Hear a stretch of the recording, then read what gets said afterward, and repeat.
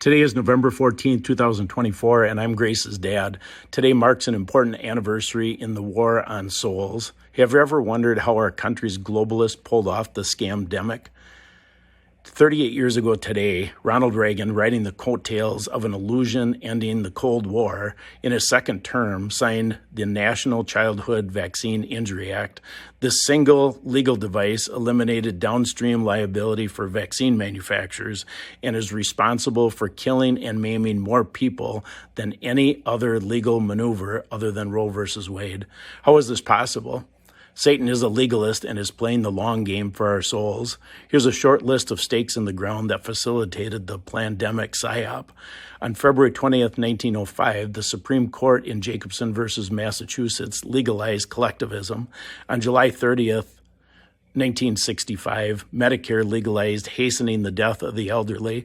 On November 14th, 1986, the National Childhood Vaccine Injury Act, the subject of this post, legalized hastening the death of children.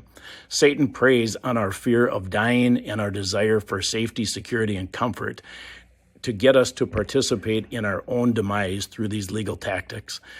Now we have another president, like Reagan, giving the illusion of being against the deep state. In the pharmakeia lane, what should we expect?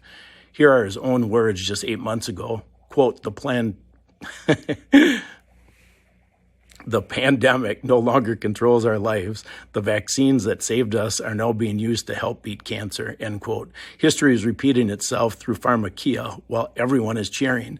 God warned us in Revelation 18:23, quote, for your merchants were the most important people of the earth because with your pharmakeia they deceived all nations, end quote. Here's a way to think about this reality. The globalists supply the money and instructions for the gun. Our government builds the gun. Hospitals agree to use it in order to get paid. Standards of care are the ammunition. Doctors are bound by their licenses to load the gun, and the nurses pull the trigger.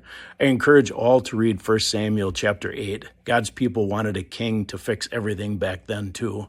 I just finished writing an expanded article on this theme, and it will be published next week on Substack. You can go to ouramazinggrace.net to subscribe to our newsletter if you're interested. Thanks for listening. May God bless you all.